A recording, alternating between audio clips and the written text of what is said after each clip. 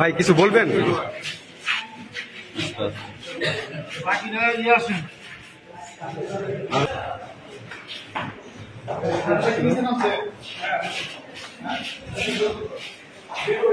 ভাই কিছু বলবেন? কিছু বলবেন? ঠিক আছে।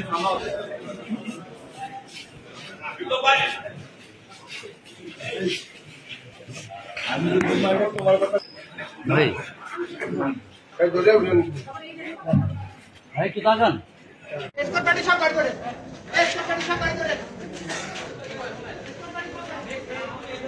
হ্যাঁ 7 দিনের রিমান্ড। আর কি ঢাকা দিয়ে দেবে?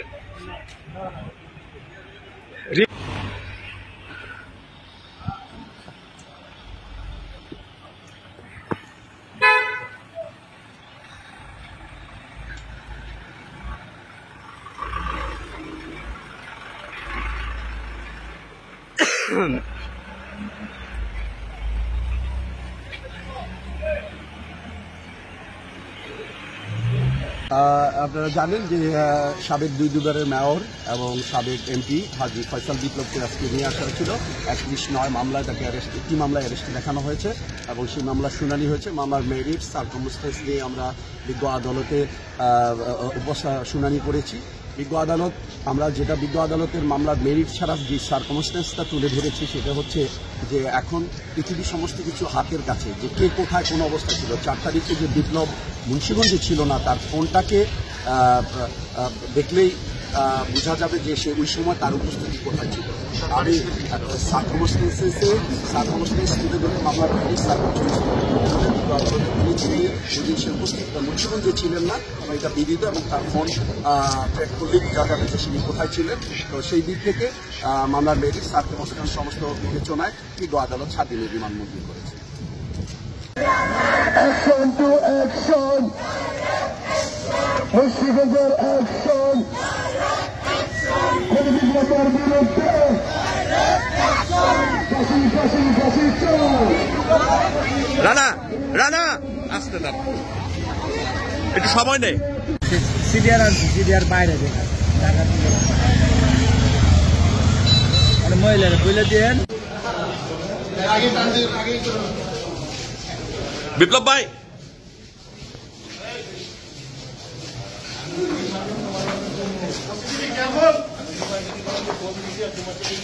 আমার রিপোর্ট বলবো।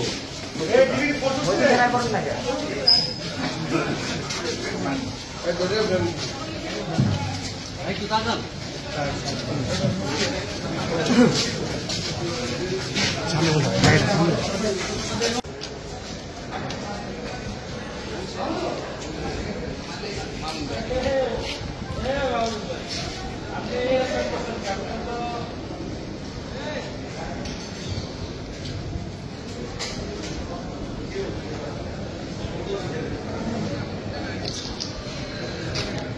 একটু সাইড দাও।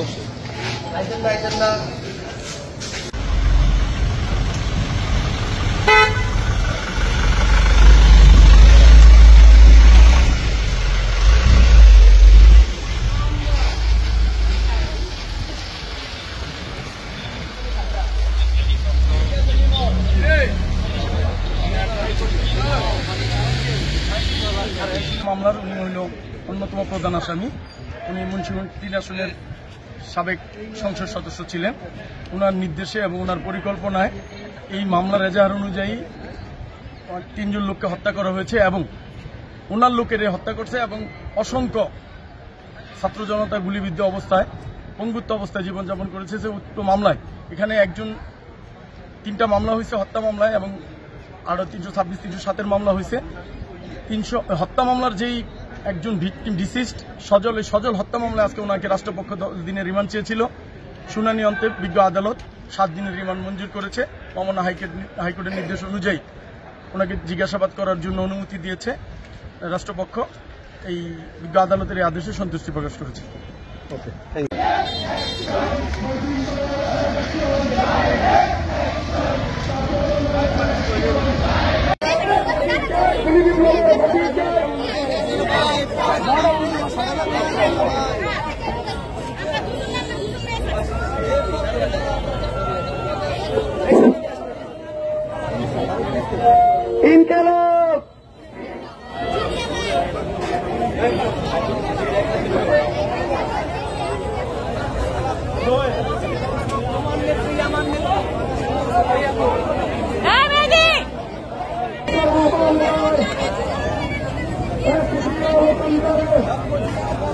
সব দোস্তর সব তার দোষ।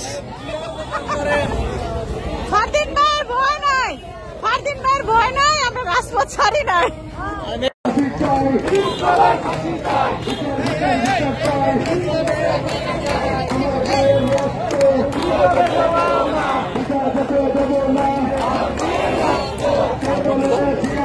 আপনি ভিডিও করতেছেন?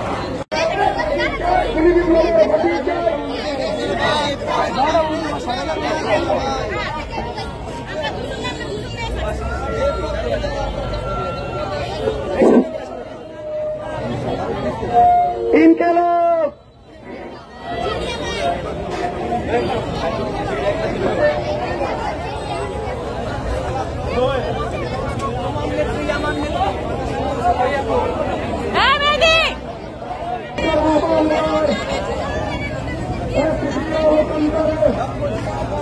সব দোস্তর সব তার দোষ। ফারদিন ভাইয়ের ভয় নাই, ফারদিন ভাইয়ের ভয় নাই, আমরা রাজপথ ছাড়ি নাই।